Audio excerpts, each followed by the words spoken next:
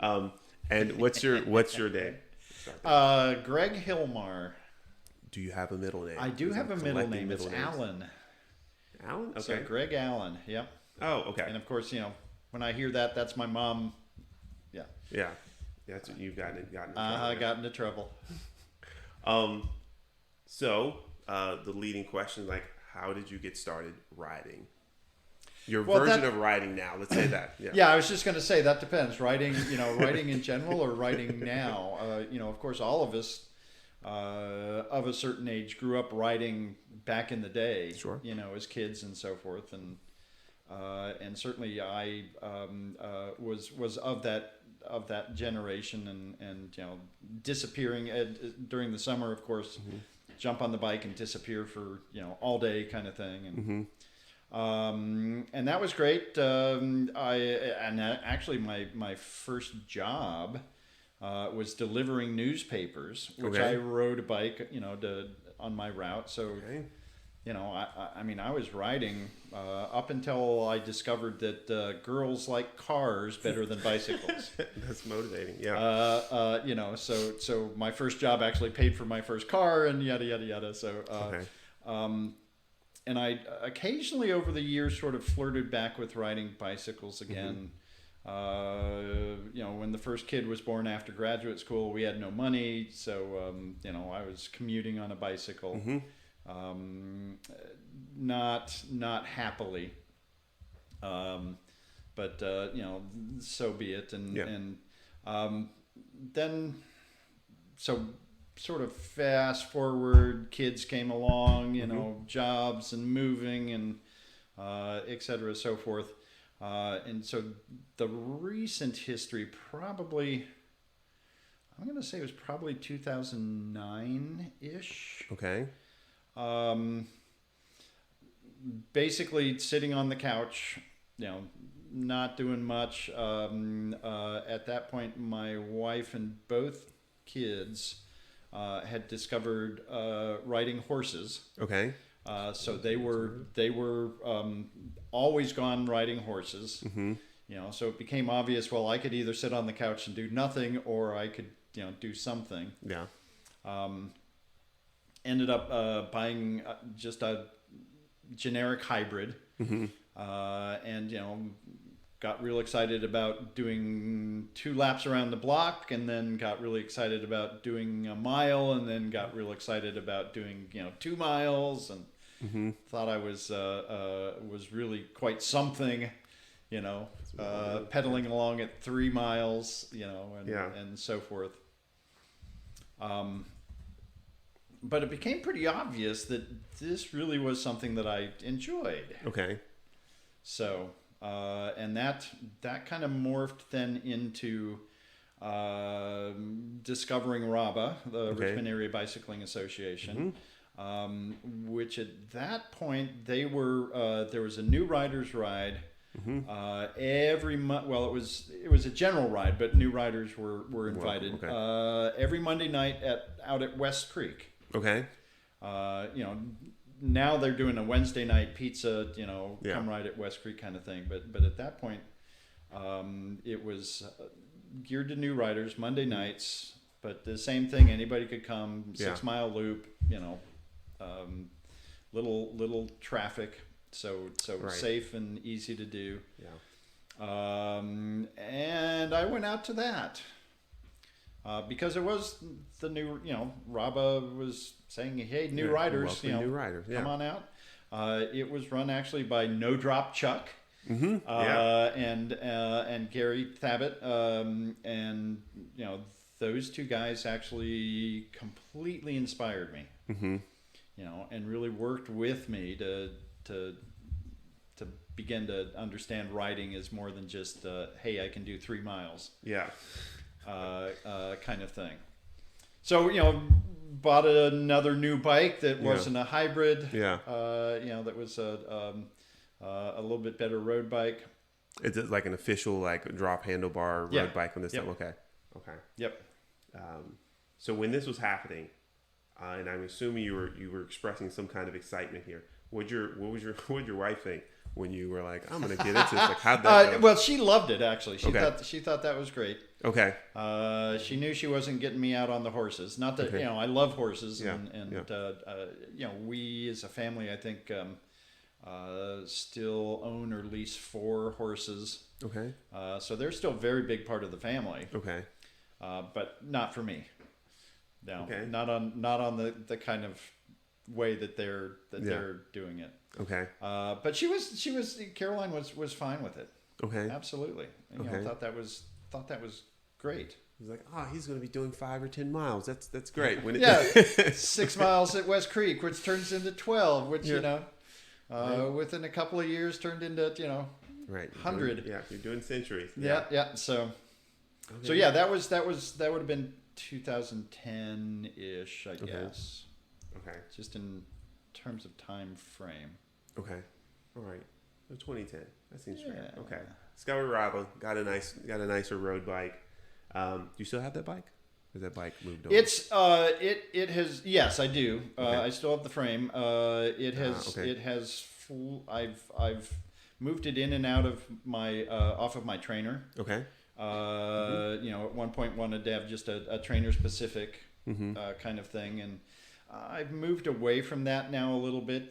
That frame is back in the storage unit. Okay. I just have found it more comfortable to stay on my normal bike. Oh, really? Okay. And swap it out. With the tires and swap. Okay. Yeah. So I've got a kicker at home, so it's a wheel off. And it's just become easier to pop the rear wheel. Right. And put that on. That way the stage's power meter and all the other electronics actually stay the same. Right. On the road and off. Okay. So could have gotten 2 power meters and everything to go in there. No, it's just a single side. I've not gone double side power meter and not looked at buying another power meter just for the trainer bike. Yeah. I will say I did think about that for a bit. Yeah.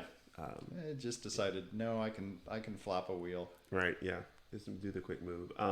You just rode bike. Not that that's not enough, right? It's road bike. Were you mountain bike, gravel, any of those other? I have ridden. I don't own any. Okay. Besides my road bike and the trainer bike. I have ridden mountain bikes and enjoy it. Okay. I've done some gravel and enjoy that a lot. It's just has not worked out in the finances and everything else to to have a separate bike of a different kind. Yeah. I'd love to do that, but hasn't worked out. Not this year. Okay. And not last year, and not the year before. So you, we'll say you discovered cycling in 2010, right? Mm-hmm. This is the generalization. Yeah, thereabouts. So what kept you riding is now 2021, in the close of 2021. Like, what's kind of kept you coming back, like all the time, every weekend, that kind of thing? Why do you keep doing it? Real simply, the people. Okay. The thing that I discovered pretty quickly was I really enjoyed the social aspect and really enjoyed not just the social aspect, but the people in particular. Yeah. The friendships that I've made and the all of that became hugely important. So that was a big part of it. And frankly, it also became an outlet for advocacy and for charity. Okay. In a way that ended up surprising me. Okay. Bring that up. In a way, like what question to ask based on that? It's not a great segue there, but either way. So there's an interesting segue in terms. Certainly, I was aware that Rabba was doing a lot of work. Bikes for Kids was an important sort of part of. Especially just getting going back at that point in time. Yeah. And they were doing, lots of things. The guy who was president of RABA at that point was very interested in advocacy, and he had just retired, so had the time know, to build into doing more advocacy work. So that was interesting. Okay. I ended up so after I bought the new road bike, moved off to the hybrid. It was highly recommended, and I still recommend this to this day, to get a bike fit. Okay. Which can be expensive. Okay. Yep. And at that point, in looking around at bike shops and people that were doing fittings, I discovered that there was this new place in Scott's Addition called Richmond Bicycle Studio. Yep. Okay. And they were offering bike fits at about half the price of everybody else. And the guy that was doing that, Craig Dodson, had a master's degree in physiological work and body mechanics and so forth. Nice. And so, that sort of said to me, this guy knows what he's doing, what he's talking about. He had a history as as a semi-professional rider, so might know what he's doing. Would know his stuff, and half the price spoke to me. So I made an appointment, went down there, had a great time with Gregg. Yeah. And what I discovered, I think that the shop had only been open at that point for maybe a month. Had not been open very long, but the shop, Richmond Bicycle Studio, was started as a fundraising device for Richmond Cycle Corps. Which was an organization actually that Craig Dodson had started to work with kids in inner city schools and work with them through riding bicycles to engage and be able to do other things, get out of the cycle of life that many of them sort of deal with in the inner city and projects and that sort of thing. So Richmond Bicycle Studio was started to raise money for Richmond Cycle Corps. Okay. And that really appealed to me. Yeah. And that, again, that the idea of the advocacy and the charity work and those sort of things tied together right there actually with them. Okay. And they became my shop like instantly. Yeah. And a couple of years later, when I bought a much better road bike, they were where I went. Okay. That was, there was no question about that. Okay. Is Craig Dodson still here in Richmond? No. Okay. He's not. So Craig left Richmond Cycle Corps a couple of years ago. Okay. And is now doing other things. Richmond Cycle Corps is still in existence. They actually have founded a school where they work with. They used to work in like Armstrong High School and in middle schools and so forth, but they now have a teaching academy where kids from disadvantaged neighborhoods and so forth can actually go to school. Okay. And yes, still ride. It's still very much riding bikes. They still run a high school mountain bike team that races on the high school level. Okay. And they still do things at middle school and those sort of things. So they are still very much in existence and still doing a lot of things. Richmond Bicycle Studio is a bike shop. Closed down 2-3 years ago, a couple of years ago. Okay. Generally speaking, rent at Scott's Addition got too expensive, and other sorts of how do you run a business in that kind of situation? Yeah. Sort of took them out.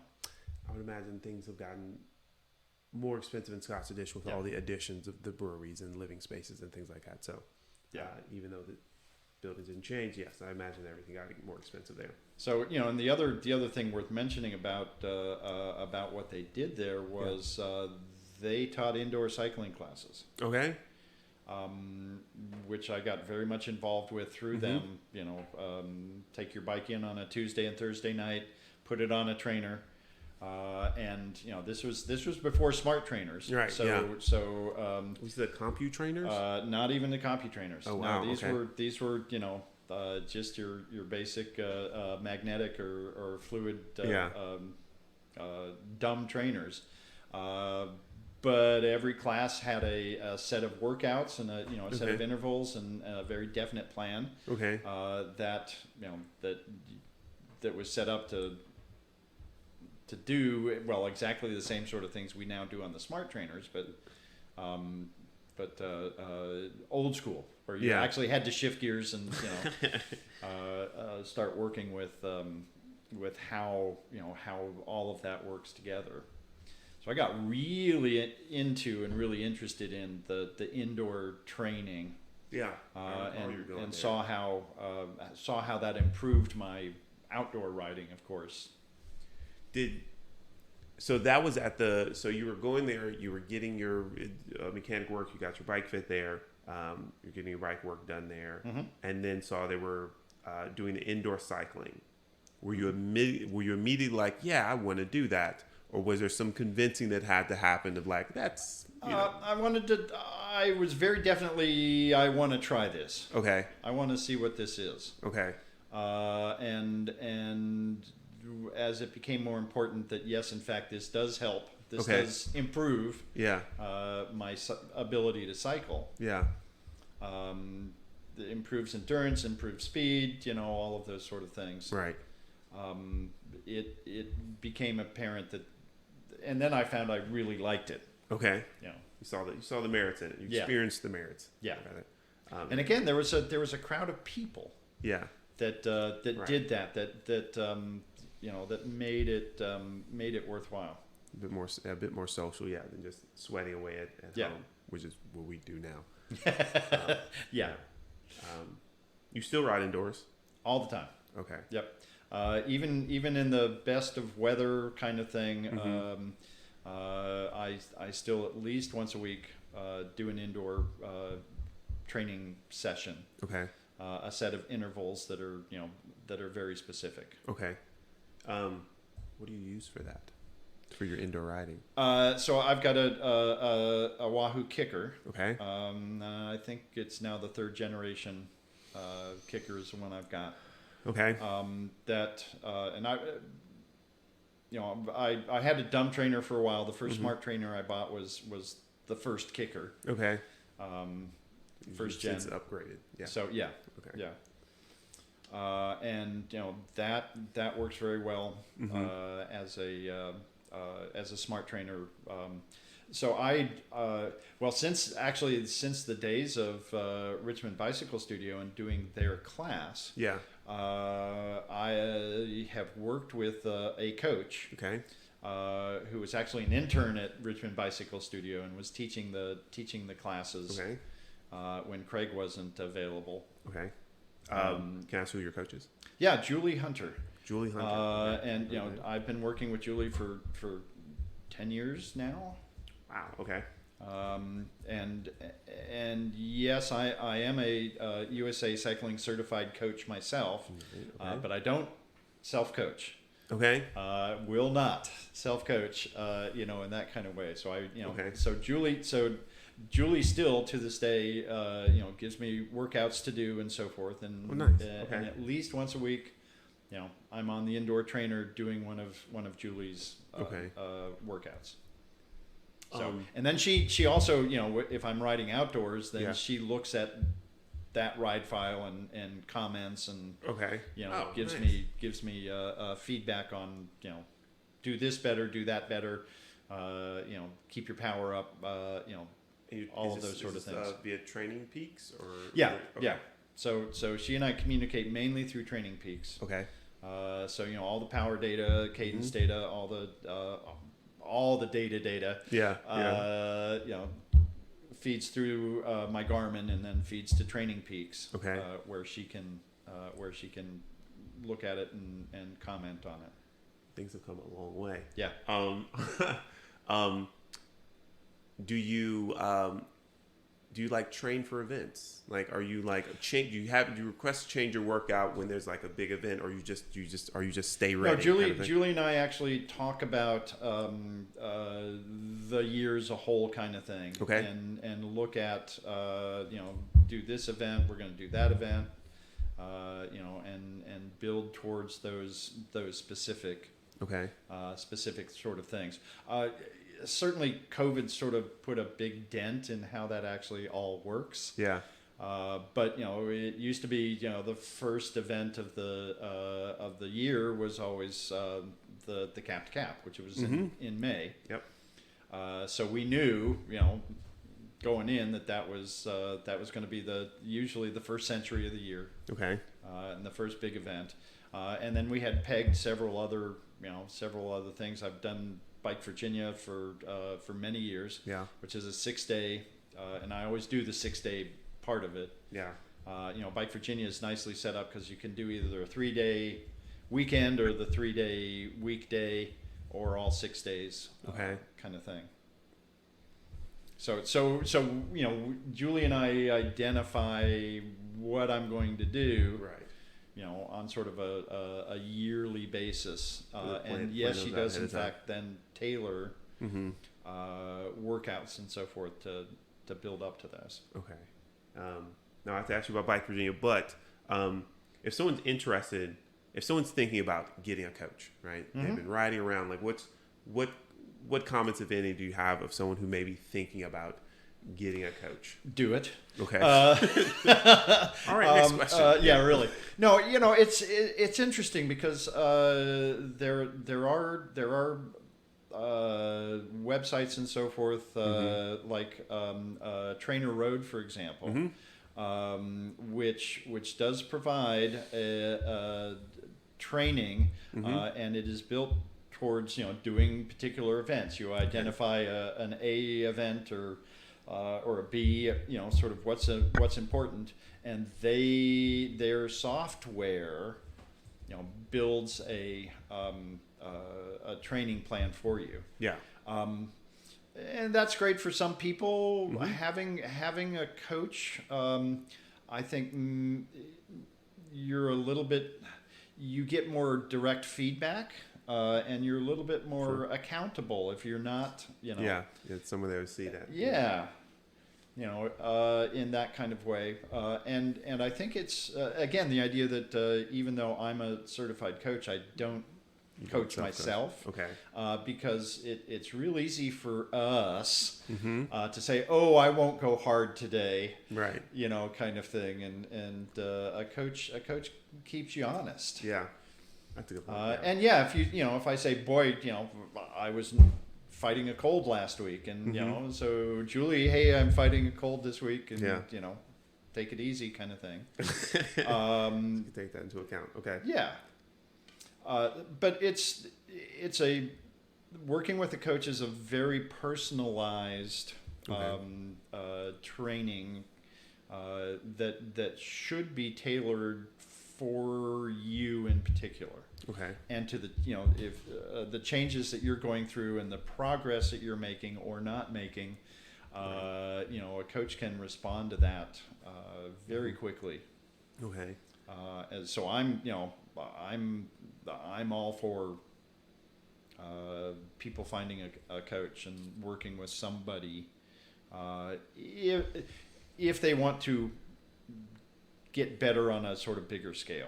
Okay. If you're just riding casually, and so forth, that's a whole different matter. Yes, I love to be on my bicycle. Yeah. And I understand that that's all some people want to do. Just go take a ride. Yeah. Right. Me personally, I'm not interested in speed. I don't race. Okay. I'm very attuned to endurance. I do want to be able to jump on my bike next weekend and ride 100 miles and not worry about whether I can do that or not. And that's where the coach actually comes in. How did you feel when you rode your first century? Like, when did that happen? Oh man. It was.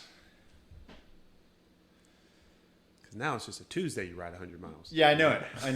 I was trying to remember if it was because I did the cap to cap.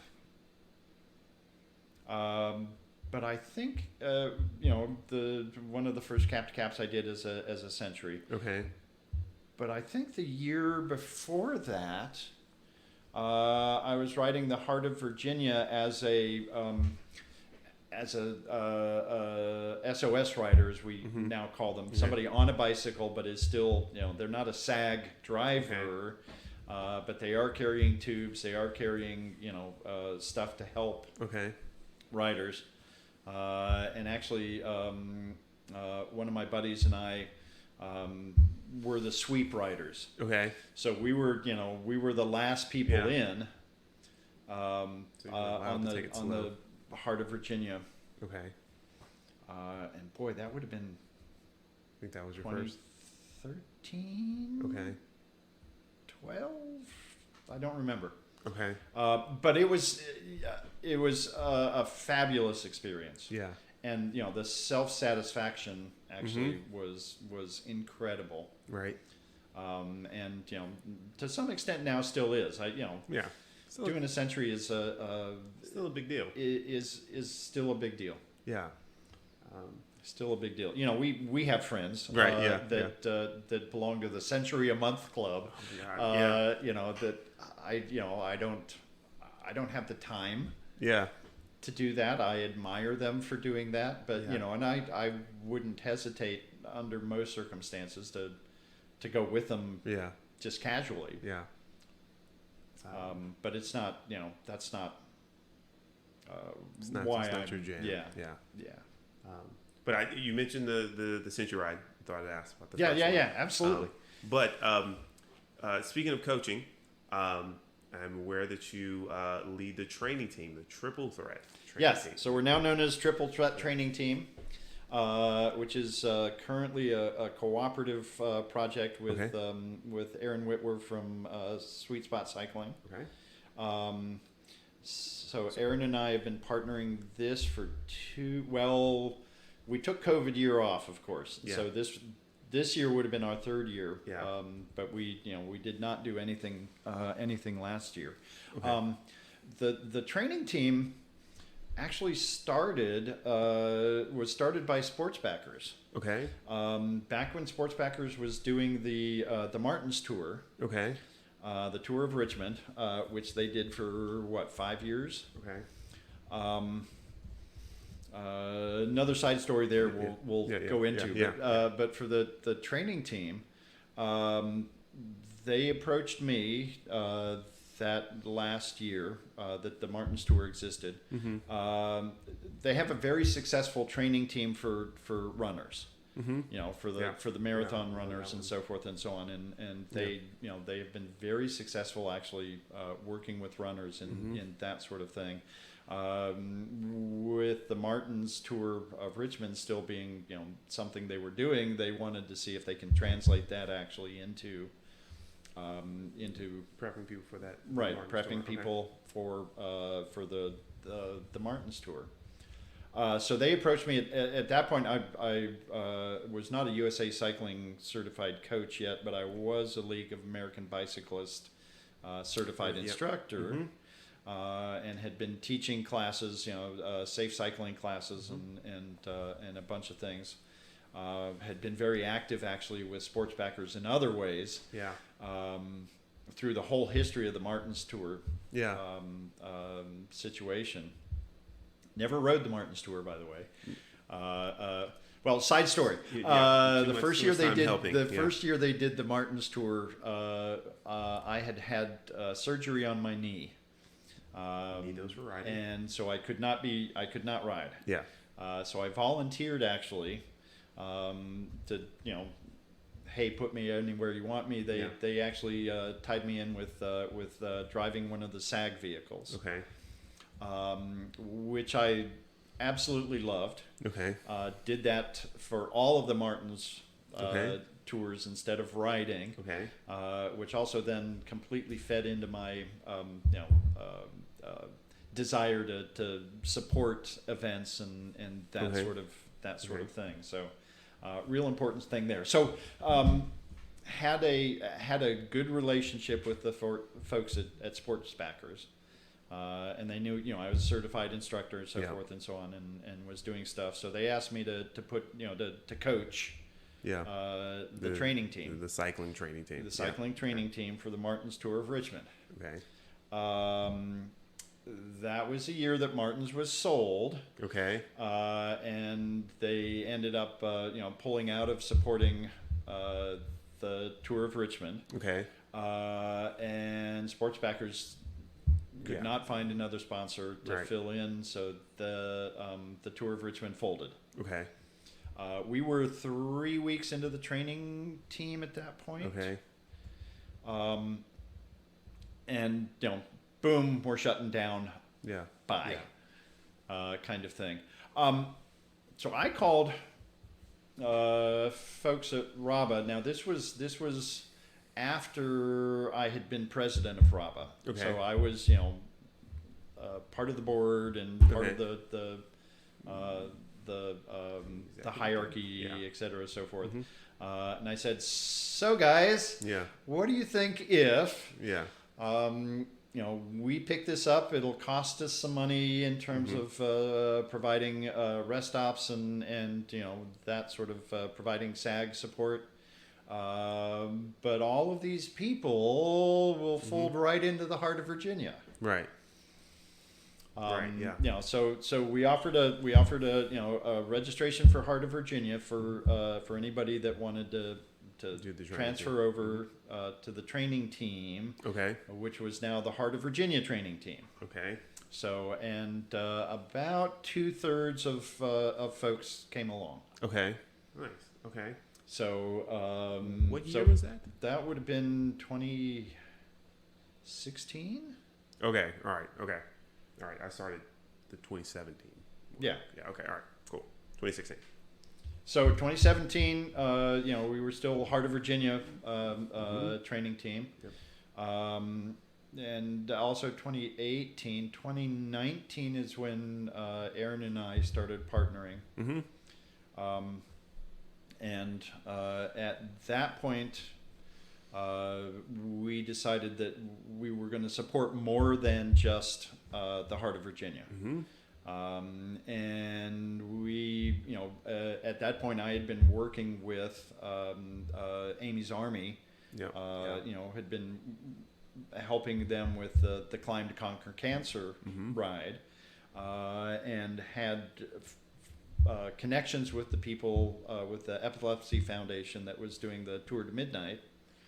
Aaron had similar relationships with them as well. So Aaron and I were like, well, why don't we just support 3 charities? Okay. And so we opted to do that, and which is where the triple threat training team came from. We're supporting 3 charities. Yeah. Not just the Heart of Virginia at that point. Right. So that was 2019. 2020 we was COVID year. And then of course we did a slightly shorter training season this year. Okay. Yeah. Right. With the training team. Still supporting all 3 of our events, all 3 of which were back in some form or the other. This year. Yeah. So tell me the thought process with 2020. Was it immediately in March? Nope, we're not going to do an event. We want to see the training team training team rather. Yeah. So with the training team, no. Aaron and I kicked it around for months. Okay. Things shut down in March. There was some thought that, well, maybe it'll all be better by June. Yeah. I think all of us were hopeful that was going to be the case. But certainly by the time we got to June, it was really apparent that no, this was not going to. This was not going to happen. RABA at that point was was not doing official group rides at all. Even though Aaron and I talked about lots of ways that we could continue to do SAG supports, for example, safely. Yeah. It just didn't feel right. Yeah. So we just sent a letter out saying sorry, or email as it were. Yeah. Sorry guys, we're just not going to do it this year. Which, as a participant, seemed like the very safe call to make. Yeah. We didn't regret it at all. Yeah. Okay. It was absolutely the right call to make. Yeah. Yeah. Who knew how things were going to go? Yeah. No kidding. Right. With the training team getting more prepared, particularly for event, Heart of Virginia. Are you still the chair of Heart of Virginia? Yes, I am still the event director. Okay. Chair of the committee for Heart of Virginia. Going back a bit, 2014, I was elected as vice president for RABA, for Richmond Area Bicycling Association. 2015, had my arm twisted and I was elected president, which of course 2015 was the year of the World Championships here. Oh right, yeah. Which was a really interesting time to be president. Right. And we had contact with the people that were managing all of that and doing that ride, and sort of worked with them and in some of their situations, and certainly a large number of us volunteered with the 2015 World Championships. Right. But I was RABA president that year, so that was kind of cool. Great year to be president. And but the next year, 2016, there was a gap in who was going to actually take over the Heart of Virginia. Okay. It had been my experiences with the Heart of Virginia go back to my knee surgery. Okay. The same year that I started with the Martins Tour. I couldn't ride the Heart of Virginia that year. Okay. So I volunteered. Yeah. And ended up doing some things with that, and it seems to me for like the next 3-4 years there was a new chairperson every year. Okay. And for a variety of different reasons, and certainly the way that personalities and so forth work, and who's good at what, and and so forth. My work history has been in producing events. I work in theater. Came up through the rock and roll business. I managed large scale festivals. Okay. And major events in municipalities where we had to doing an arts event in the middle of a town, and how to deal with all of that, and 23,000 people coming into town, and and I've always done theater, which been a production manager and a stage manager, designer, etc., so forth. So I knew events. Yeah, had some experience. Yeah, and it was obvious that the person that was the chair of Heart of Virginia was not interested in coming back. And I was right off of the having been president. Yeah. Still wanted to stay involved and still wanted to support what RABA was doing, and the idea that the Heart of Virginia. Certainly for the last several decades, was raising money for charities. Every single penny of money, of the proceeds, after the bills are paid, goes to, at this point, is split equally between the Bikes for Kids program, which is a RABA Foundation charity, which I'm very fond of. And the Brain Injury Association of Virginia, which helps people with brain injuries and concussions and their families and supporters. So which again is is something any cyclist can sort of appreciate and deal with. So the idea that that this was an event that raised money and raises a fair amount of money for those two causes, made me say, okay, I can support this. Okay. I can do this. You can take that. Okay. So that was 2016, I guess, was my first first Heart of Virginia as chair of the committee. Okay. And it is, it's worth saying, it is very much a committee driven sort of event. Okay. Without the committee, one person couldn't handle. Couldn't deal with it. Things, especially as we're all volunteers. Yeah. So, if somebody was a paid position and was doing this full time, then maybe they could work it out. But no, the committee and the folks that I work with on that committee are fabulous. Awesome. Okay. Yeah. So I've been doing that now. So for since 2016, so 5 years, 6 years. So you've got some experience of putting the Heart of Virginia together. What's the what's the most difficult thing? We'll get two most difficult things of putting the Heart of Virginia together. Honest general responses. Getting people to register. Okay. And that, interestingly, people do not like to register early. Mm-hmm. Yeah. And some of that's weather. Yeah. Mm-hmm. Why should I pay $65 or whatever it is to ride a bicycle? Why should I pay that in June? Yeah. Actually, it's never $65 in June, but nonetheless, right. Example. When I don't know whether it's going to be raining or mm-hmm.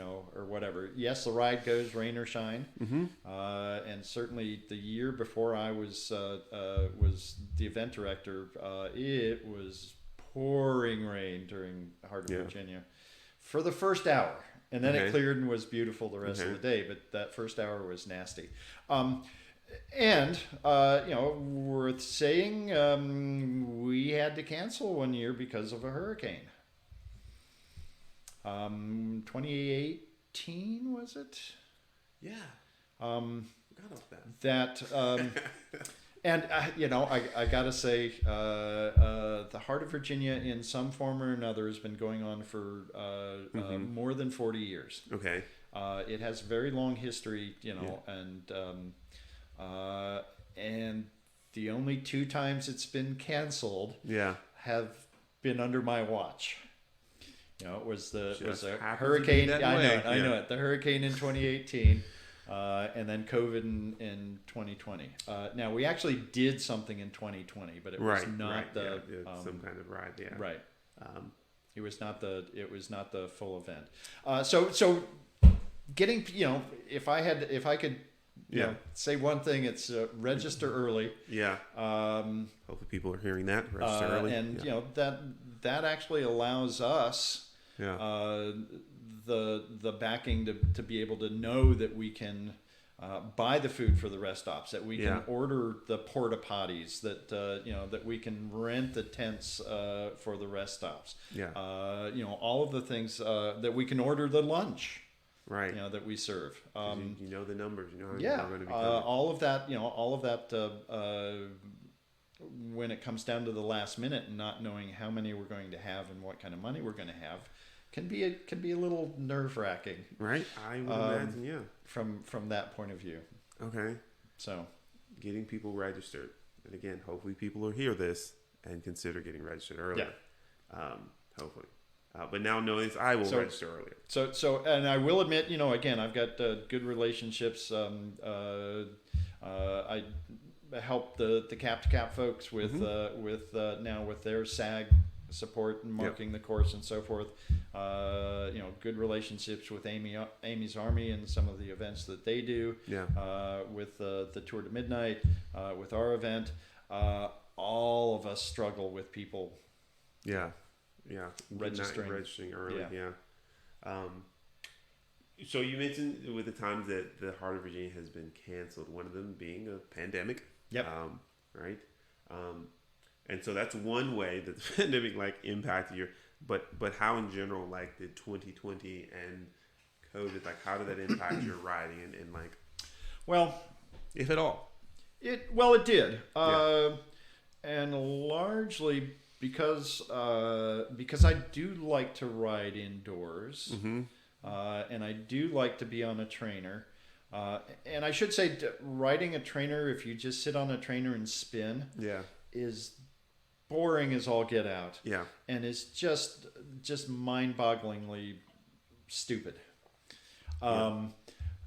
But if you are doing a workout and doing particular intervals and working towards a particular goal, and not just sitting there spinning, then it's I find being on a trainer actually to be as interesting and exciting in a very different way than riding outdoors.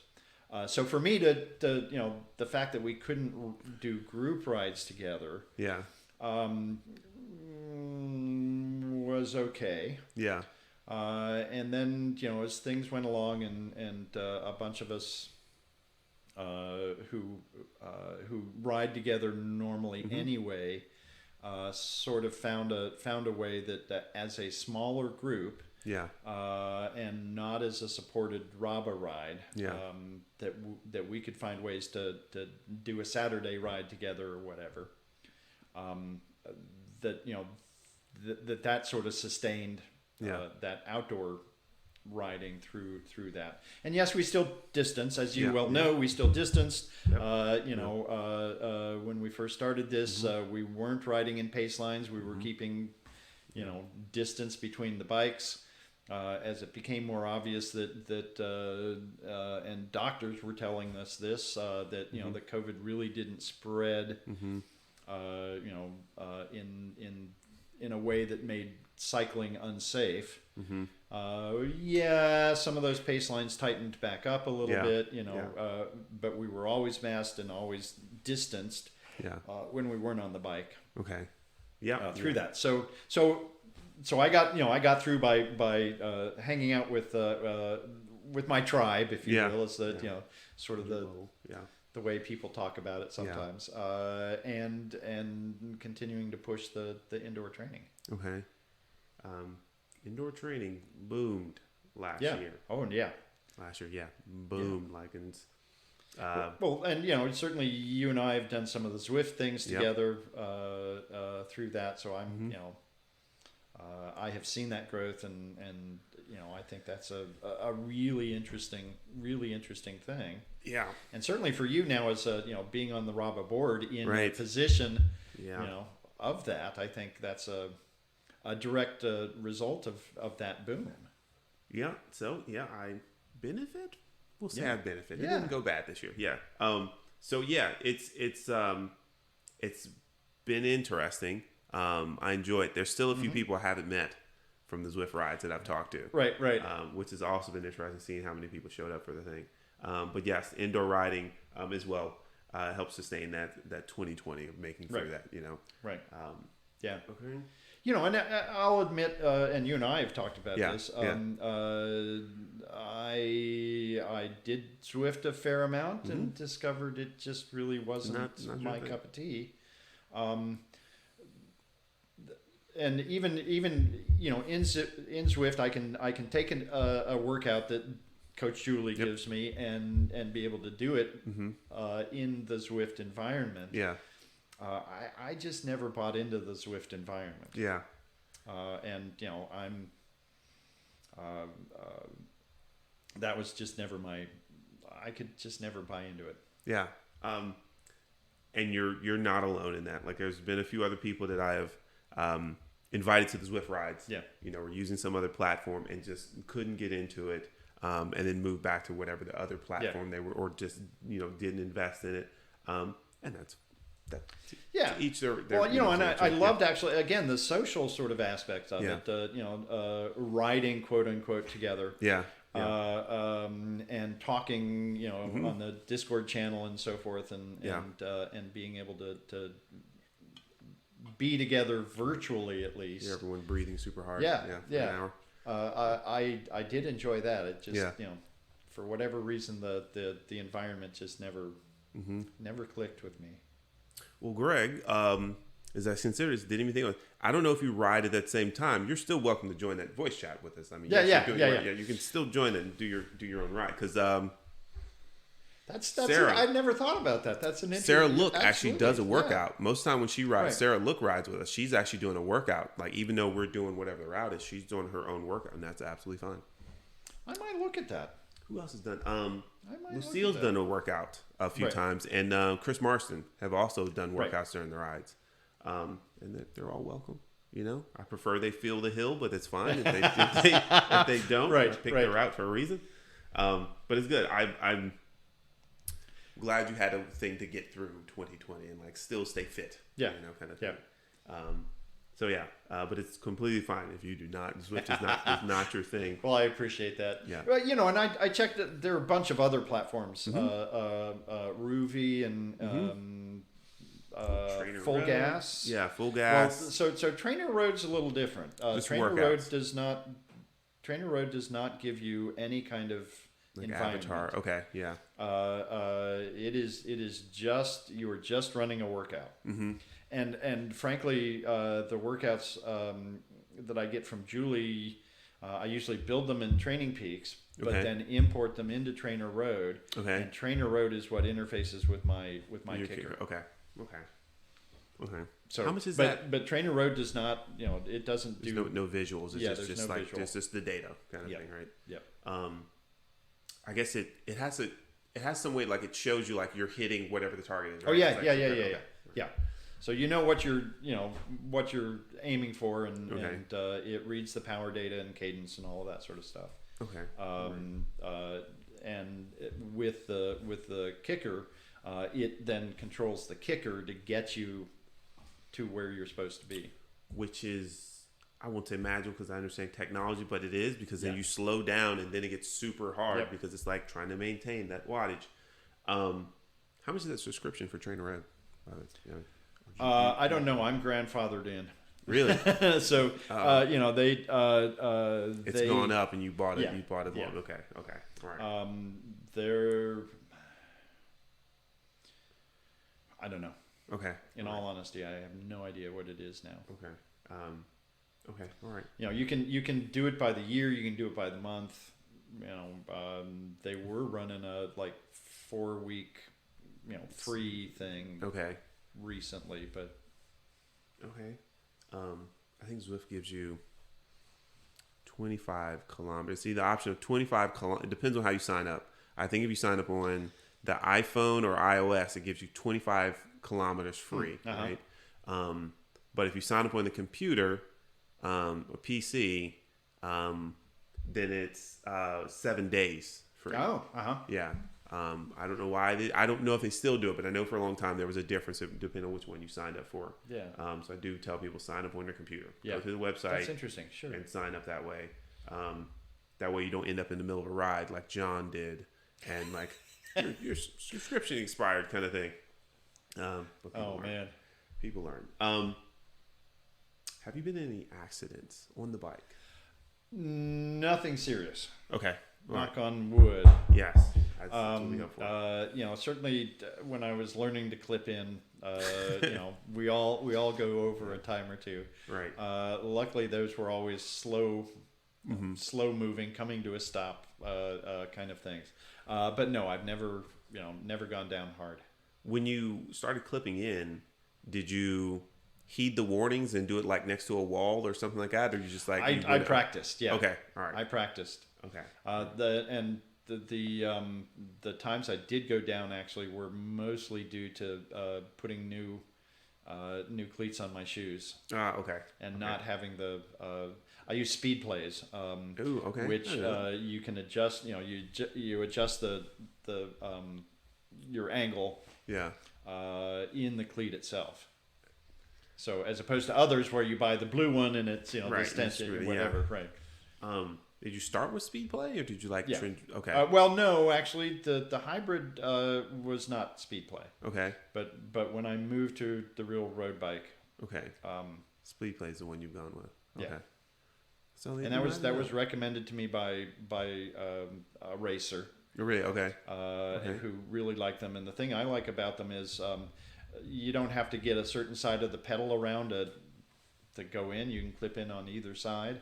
Yeah. And because you can adjust the angle, that also means you can adjust how fast you pop out. Oh, okay. So not aware of that. Speedplay is now owned by Wahoo. Wahoo, yes, it is. Yes, it is. Yeah. I think somebody. I was talking to somebody recently. They didn't realize that the Speedplay had come back. Like they weren't just gone.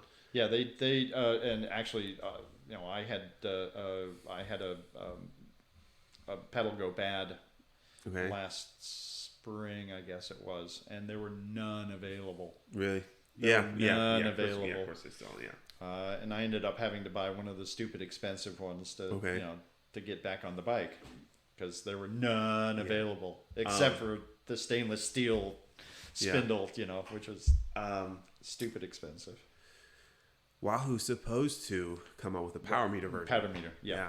And we're all kind of just like waiting to see what happens. What that's going to be. And that was the obvious move. I mean, that's why they bought Speedplay. I mean, it was just so obvious that was what it was about. Right. No, I've been a Stages guy with the Stages power meters on it. Yeah. I almost got a Stages for my bike, but I think when I was riding indoors, I was like, I need a system that can work with both. So that's why I kind of stuck with the pedal based one. Right. And it's been great. Now I don't need to swap them anymore because the kicker reads its own power. Doesn't even need them. Yep. So didn't even need to buy a second set. So no accidents. Great. No accidents. Knock on wood again. Yes. Yep. You're the Bike Federation. Virginia Bike Federation. Yes. What's your role there? I'm on the board. Okay. And we actually have just been going through a little bit of reorganization and redetermining. So VBF has always been very strong into advocacy. Okay. And when Bud Vi was around, Bud was advocacy director for RABA, but he was also a very big part of VBF. Okay. So Bud and Champ and some of the others that were RABA / VBF. Yeah. Were always down at the when the legislature was in session. Yeah. They were always down there knocking on doors and going to sessions, going to meetings. So VBF has always been known for pushing those sort of things. Okay. And can point to some really the whole 3-foot passing law. Mm-hmm. Yeah. And the last year's cars now have to completely change lanes to pass a cyclist. Yeah. And cyclists are no longer required to get into single file. Right. Yeah. When a car is approaching from behind. Okay. Which has great safety. Sort of situations, improves safety immensely in many ways. So all of those are things that VBF has been pushing through for quite some time. We've been consulting actually with the state police, with what's known as the Idaho Stop sort of situation. I think I heard of this. This was proposed last year in the legislation. The idea being that cyclists can treat a stop sign as a yield sign. That we don't have to come to a complete stop and put our foot down at a stop sign. Majority of accidents actually happen when cyclists are like rear-ended by a car in that kind of situation. Cyclists stop and then has to get started again. They are going slow and if they're not terribly proficient, they're wobbly and get hit by a car. Right. Okay. So the idea that if there's no oncoming traffic, if there's no no reason to have to stop. Yeah. And yes, if there's oncoming traffic, stop by all means. Yeah. But they don't have to. So, and that's I think it's known as the Idaho Stop, treating a stop sign as a yield sign. Okay. I assume because Idaho was the first state to actually put that into law. Studies have shown that it's substantially safer for everybody involved. Okay. So the Virginia State Police have been studying this and looking at this and so forth. So that's something that's still on our radar. Okay. In the way that we're looking at things. So VBF has been known for that sort of advocacy, that sort of working with the legislature.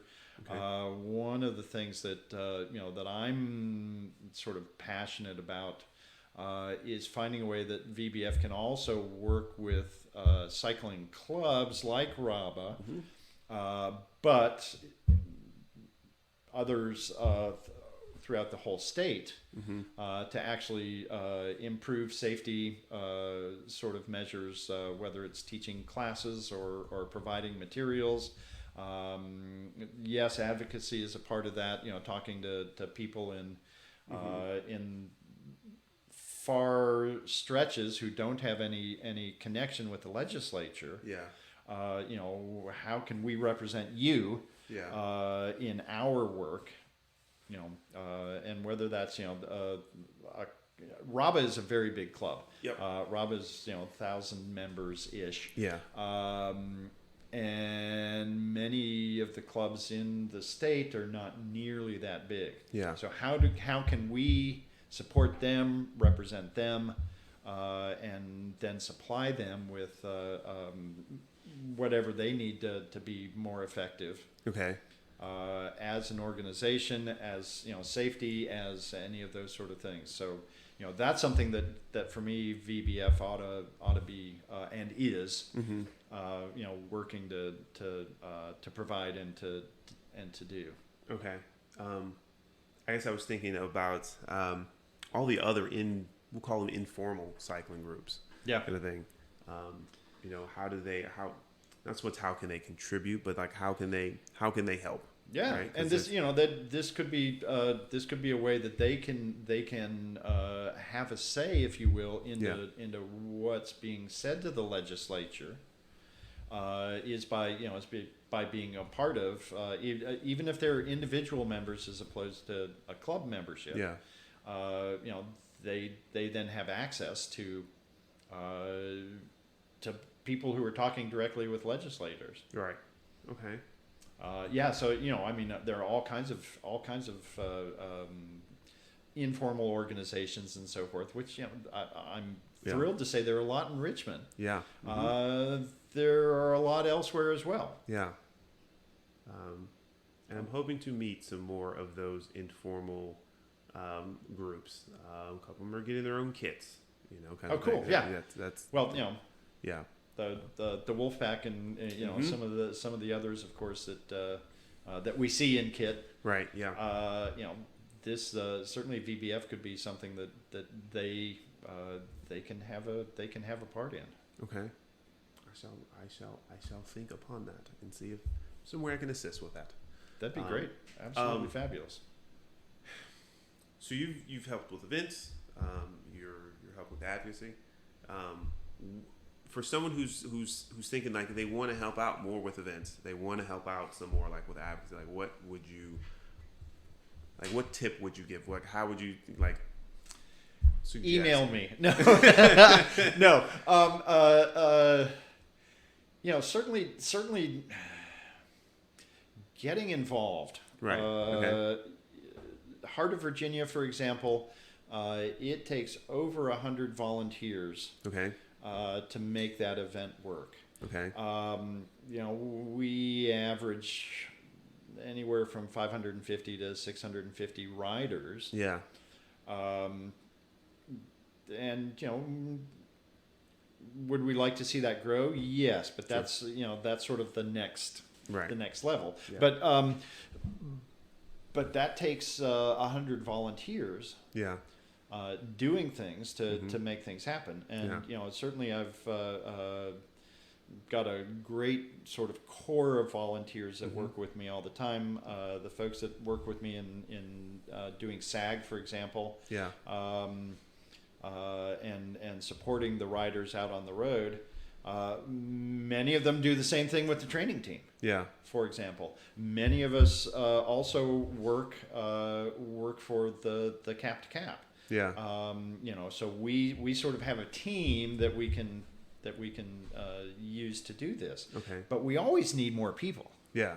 We always need people that can help do those sort of things. Yeah. In terms of SAG, whether you're driving a car or riding a bike, being sweep or the SOS riders as we call them. Volunteer to work at a rest stop. Volunteer to help with lunch. Volunteer to help park cars. I mean, there are 100 different jobs that that have to happen just with that one event. Yeah. Okay. So that's the first thing is volunteer. Okay. And then through us, you could do the same thing with the cap to cap. You could do, we always support the Anthem Moonlight Ride, which is another sports backers thing. Yeah. Through RABA, they ask for volunteers, and actually volunteers, RABA volunteers at work actually, means that we get something, RABA gets something back as well. Okay. So, so dive in, volunteer, be a ride leader. Yeah. Is a great way to volunteer and to start to be active in the way that things start to work. Okay. And that's that and discovering sort of the connections with people and with charities.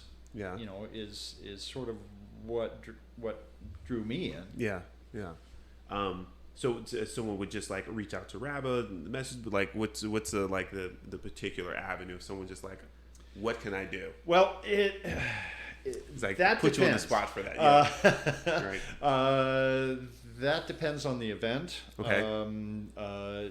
Usually, I mean, with RABA events, many times it's Kim Moore who is actually often organizing the volunteers. Certainly for Heart of Virginia, that's one of her main jobs. She sends out an email through the RABA email list that says, hey, we're looking for volunteers. She does it with Bikes for Kids. Hey, we're looking for volunteers. We're gonna do the put together the bikes. Which was 3 Saturdays ago, relatively recently. We need. Okay. So I went to the RABA website. I was like, you know what? Where do we register as volunteers? And anyway, there is a link on here for the volunteer registration. Yep. Here, register online for the event, but a volunteer registration for that. So just making sure that right there on the RABA on the RABA page, and certainly for the Heart of Virginia, which has its own website. The same is true. Okay. So, and sometimes you're going to get tapped. I mean, thinking about the training team, which is a little bit different sort of situation. We tap people on the shoulder and say, "Hey, Trey, what are you doing this summer?" Kind of thing. But that comes from being involved in other things. Right. Okay. Being a ride leader. Being somebody who's sort of proven that this is something they want to do. And then there are hundreds of riders that we ride with all the time. That the only thing that they want to do is ride a bike. And I think that's perfectly fine also. But if you're looking for something more, there's always more. There's always a place. And whether that's certainly whether that's through RABA or through anything else, 99% of what I do is more or less through RABA. Okay. But through RABA, I also support the Cap to Cap and the Capital Trail. Through RABA, Well, the work I do with Amy's Army is usually a little bit separate, but Yeah. I certainly have been a RABA representative, if you will, for the Amy's Army sort of thing. And when they were doing their full thing for the Climb to Conquer Cancer, I was often the person that set up the RABA tent and stood in the RABA tent and talked to people about RABA. Yeah. So those sort of things are available. RABA always has a tent at the Moonlight Ride, the Moonlight Ride, and volunteer to stand in the tent. Whether you do I've never done the Anthem Moonlight Ride, but I for the last 6 or 7 or 8 years have been in the tent every when at night when people are heading out and coming back and sit and talk to folks about RABA and what that looks like. Volunteer, do stuff. Okay. We're always looking for ride leaders. We're always looking for people to volunteer to do any number of other things. Okay. And hopefully someone will hear this and get inspired or think of like, what, I have an avenue to help. Yeah. And they will attempt to do so. We used to do, and I'm sure once we sort of graduate out of the COVID situation, we used to do ride leader training. Volunteer to come to that. Yeah. And that was always done, again as League of American Bicyclists certified instructors. Okay. That led most of those through Eric Martin, who's the safety chair for RABA. Was a person actually that my first class, safety class. Yeah. Way back in the day was I wanted to be safe around cars. Yeah. So RABA, Eric and Cheryl actually through RABA, were offering a safe cycling class. Okay. And I took that. They inspired me enough that I went out and, within 2 years or so, got certified myself. Must have been a good talk. Finding those ways to become part of the fabric of the organization, if you will. Yeah. Those opportunities are there. Mm-hmm. If people want to help, there's ways to do it. And if people just want to ride, that's clearly fine. We have avenues, just places for people to just ride. But I wanted to make sure we capture that because you have gotten involved. You went from a on a commuter bike to a bit more involved, we'll say. A bit more involved, a bit more involved, yes. Which is been so worth it. Yeah. And it's funny actually. A bit more involved. At work I have to wear a lanyard with an ID badge and so forth and so on. And mine is set up with the work ID on the front, and yet when it flips around, it's got my cycling business card basically on the back, which lists all of the other other things that I do.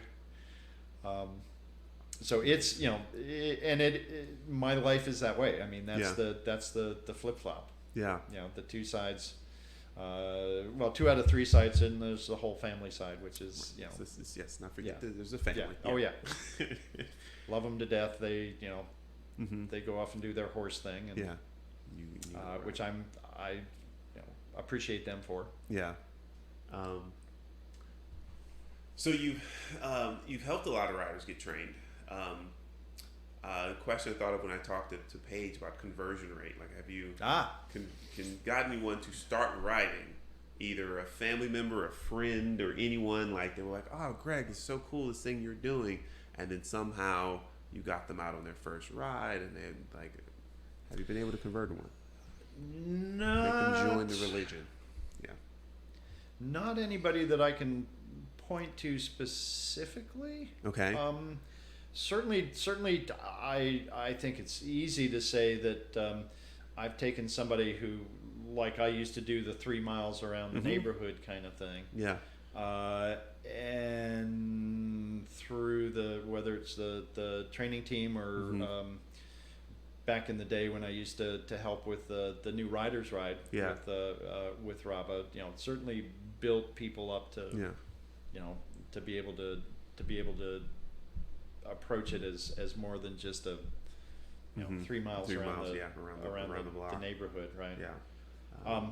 But no, I certainly have talked to a lot of folks, you know, about riding, and you know, as you know, I teach at Randolph-Macon College, and I talk to my students, of course, all the time. Yeah. Some of which have picked up a bike. Nice. You know, but I don't know that they stayed on a bike necessarily. So you mention your students, and I have to ask, right? Because your family knows, like they're clearly familiar with you riding, right? When you mention to your students, right, that you ride as much as you do, like are they surprised by, like, are they just like, you rode how far? Like, how often is that happening when you? Fairly often, as a matter of fact. There's a bunch of them, you know. Now, so these are all college age kids, and there's an understanding, to some extent, the idea of doing athletic sort of situations, and you know, being involved with athletics and so forth. Not that all students are, but it's a very active community at Randolph-Macon College. The fact that, you know, I have said, I'm going to go ride 100 miles this weekend. Yeah. You know, which I mean, we talk about it in class. It's part of my part of my, you know, before class starts kind of banter, if you will. Yeah. And there's this what kind of you know, kind of thing. It's worth it for that. Yeah.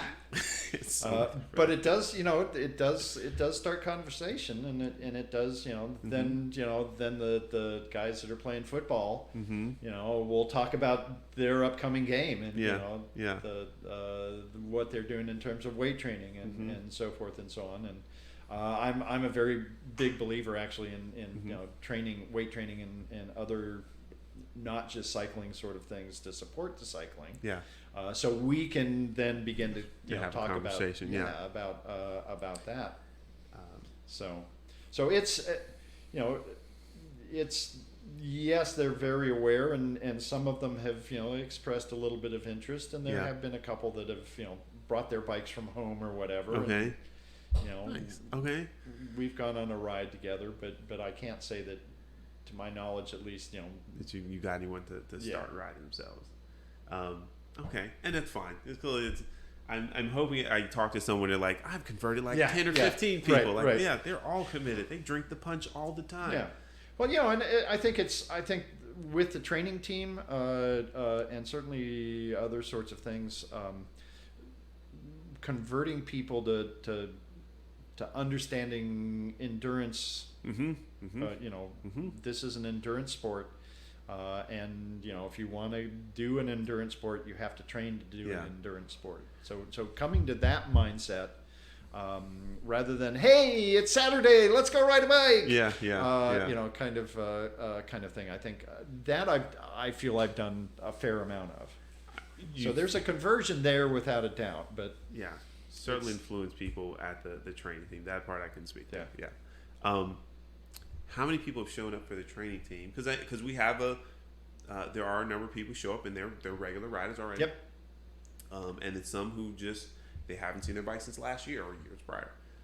How many were, I would say not really how many, but like a percentage wise of people who show up, and they're at the, I ride 3 miles around the neighborhood. Like we have some of those who show up, right? Yeah. So what we try to say is, if you can ride 25 miles, you know, that's the place to start. Okay. With the training team. Okay.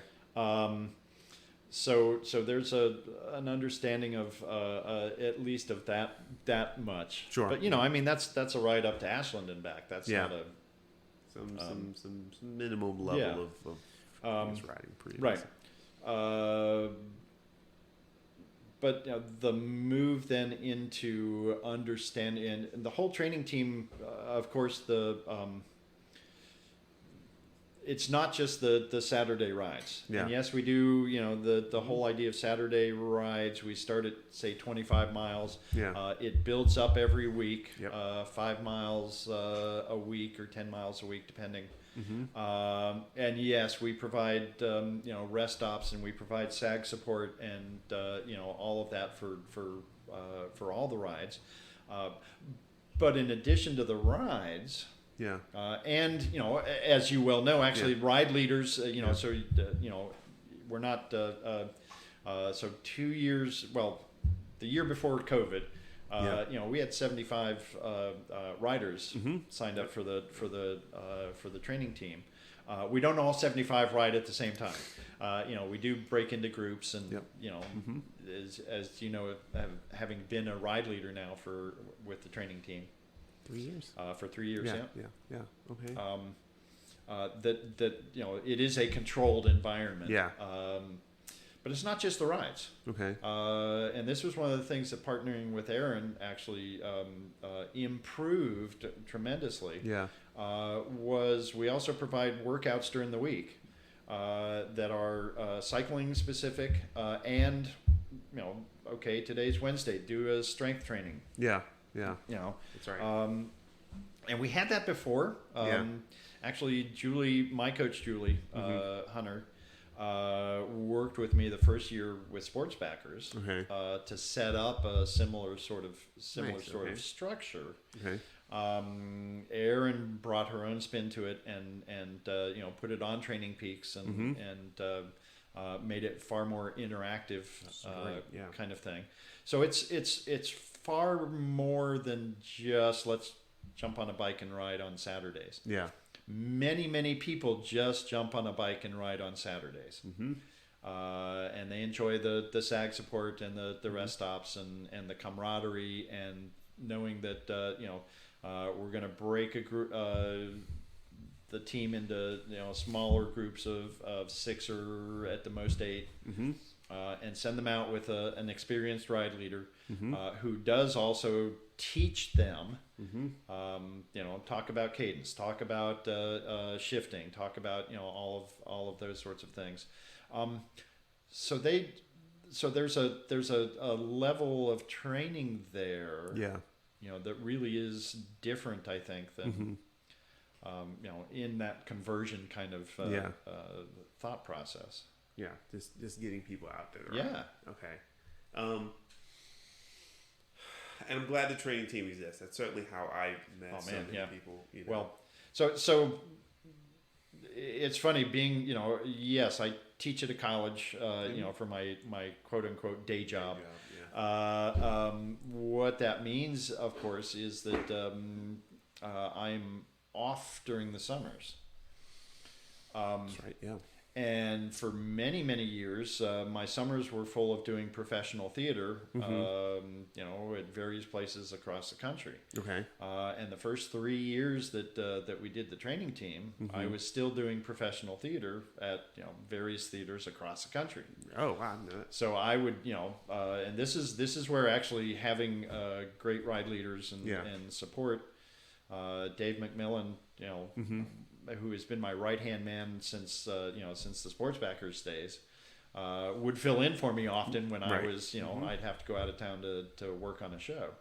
And it usually was only like I might be working from Monday through the following Thursday, but I'd only miss the weekend, one weekend kind of thing. But the last 3 years, yes, but we had a COVID year in the middle there. I have not intentionally not done any theater work. Okay. So that I could actually spend time, with the training team. Okay. And frankly, also Heart of Virginia, as it's sort of ramped up. Right. Ramping up during the summer. Okay. So. You going to go back to doing the theater during the summer? Given the COVID situation, I doubt it. Okay.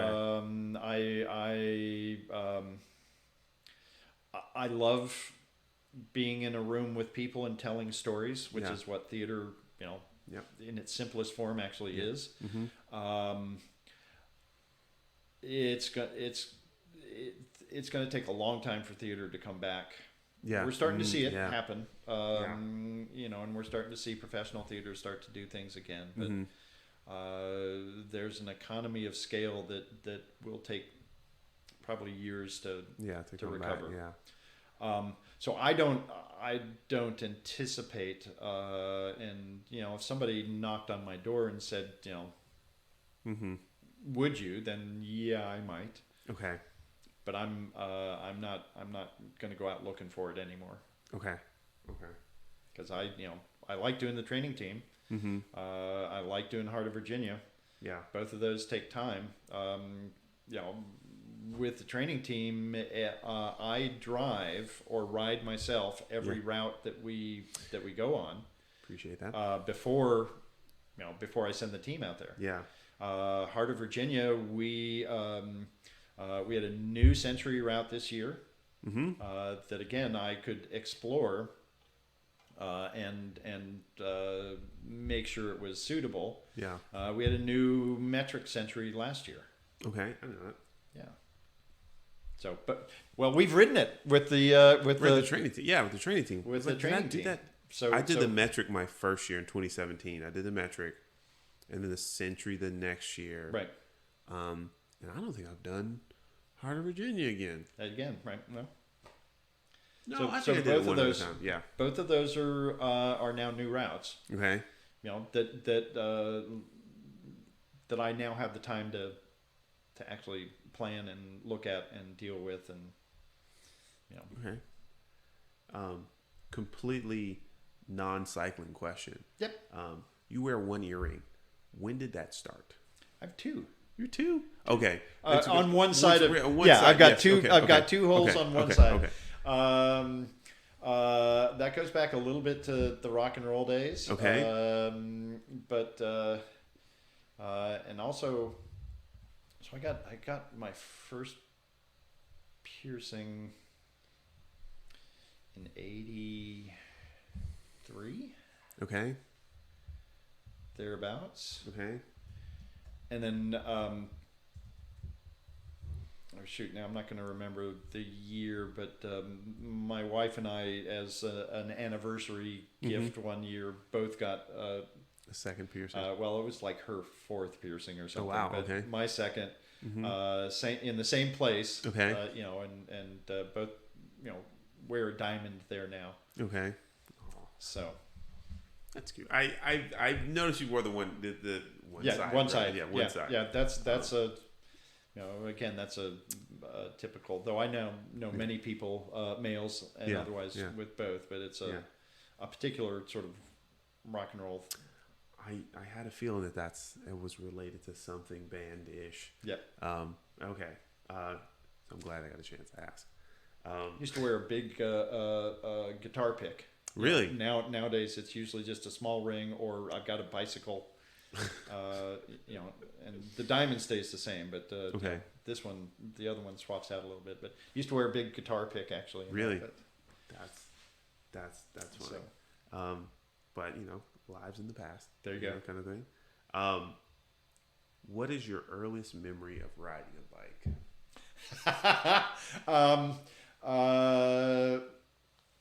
My parents, taught me to ride, and of course training wheels and that sort of thing. And it was probably my dad took the training wheel off of one side. Okay. I was evidently riding pretty well, balancing. Yeah. But I went over on that side. Okay. And we were in a relatively new neighborhood, so the road was, chip sealed basically. And ended up having to go to the hospital to have, just gravel plucked out of my arm. Yeah. Because it had buried so deeply into my arm when I fell. Chip sealed. So, yeah. Nemesis. So that was, I was 6, I don't know. Okay. Way young. Okay. You survived. I survived. You came back. You didn't have any nightmares about cycling. No, not that you mentioned. So you have your experience in cycling. You're active in your community. I appreciate that. We need people who enjoy being active in the cycling community and promoting it. What's something you're quite aware of now, right, in your cycling life, right, that you wish you had convey to yourself early on, like that first year is 2010, right, got that right. Like, what's something you would have you wish you could have told yourself then? Right. Not like winning lottery numbers, clearly related to like soccer. It's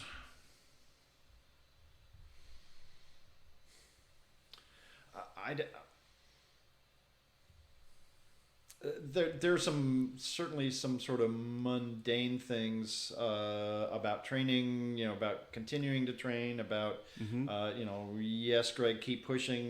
This is good for you. This is all of which I recognize now that was certainly not really part of my thinking then. Yeah. There's certainly the idea of you can't know the friendships you're going to make, Greg. Yeah. Through this, just do it kind of thing. I mean, so all of those, but there's also the, make sure you eat right on the bike. Make sure that your nutrition is proper. Yeah. Make sure you drink enough. Mm-hmm. That I started off not doing very well. Okay. And that now is pretty important. Okay. And I certainly think I could have done much better, faster, if you will. Yeah. Had I paid more attention to that early on. But those are just the lessons learned, Yeah. Oh, yeah. Absolutely. And we share them with the new people that we meet. Yeah. Okay. And certainly, and part of that with nutrition and hydration, hugely important, but hugely individual. Yeah. Yeah. Right. Because Lucille drinks water and barely drinks that water while she rides. Oh, no, I know it. Right. Yeah. And then Paul, on the other hand, who rides with us, will drink all his water and then sweat out all all of the water. Yeah, okay. And then as we try to kind of sum this all up, how do you feel? Right?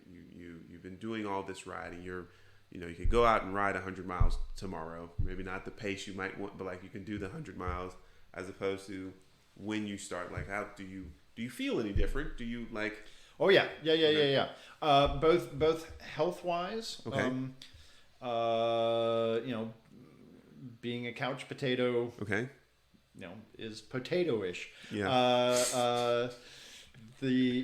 So that's certainly there, and I feel better. I'm active. I have confidence in what I can and can't do. Okay. It probably wasn't there before.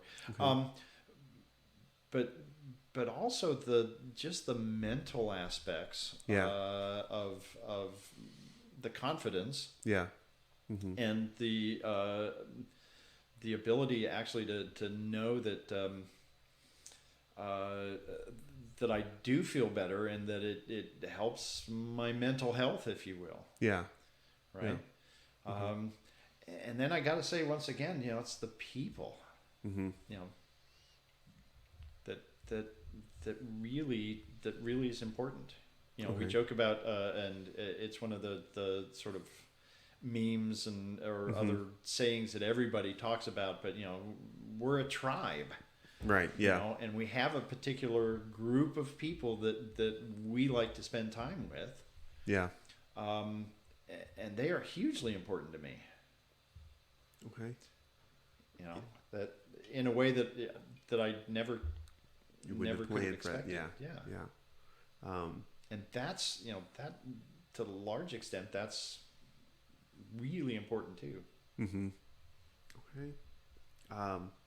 Well, I'm glad that life is improved. It sounds like it's the cycling. Of course, I'm sure other things would have caused life to improve, but and that you're noticing the health benefits and the increase in the social circle and the that's great. Yeah, because I also would not have thought of you're going to meet all these people and have these great times just hanging out with people. You would not have thought of that. In fact, I thought about riding more, but I didn't think about all the people that I was going to meet. So I can understand that as well.